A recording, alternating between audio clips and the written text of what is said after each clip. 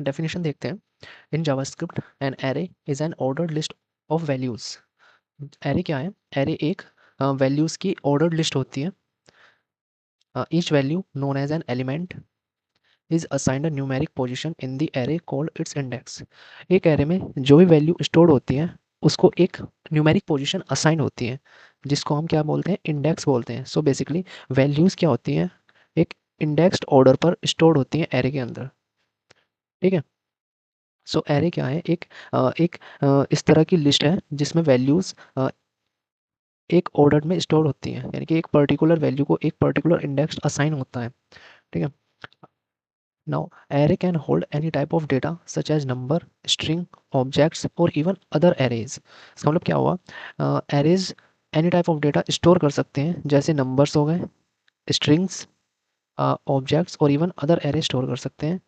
अब एरे को क्रिएट करने के हमारे पास दो तरीके होते हैं, array literal and array constructor.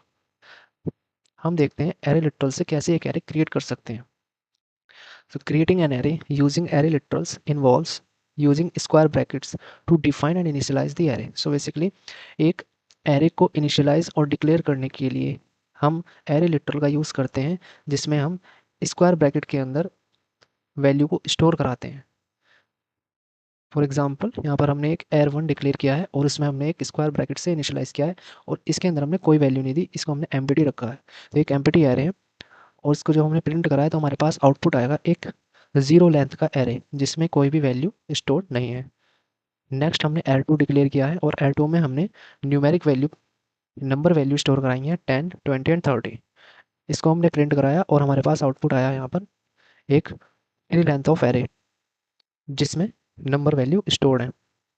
Similarly हम एक स्ट्रिंग वैल्यू का एग्जांपल ले लेते हैं और यहाँ पर हमने प्रिंट कराया एड3 को और हमारे पास आउटपुट आया एक 4 लेंथ का string value stored array.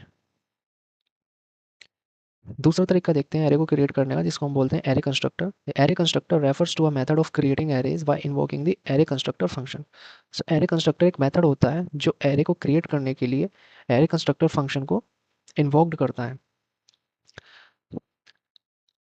Array constructor की हेल्प से हम एक एरे को क्रिएट करते हैं यूजिंग न्यू कीवर्ड। ठीक है। यहाँ पर हमने एरे4 डिक्लेयर किया और न्यू कीवर्ड का यूज़ करके हमने एरे मेथड को इन्वोक किया और यहाँ पर वैल्यू दी हमने 10, 20, 30 और इसको प्रिंट कराने पर हमारे पास ये आउटपुट आया 10, 20, 30 लेंथ ऑफ 3 एरे।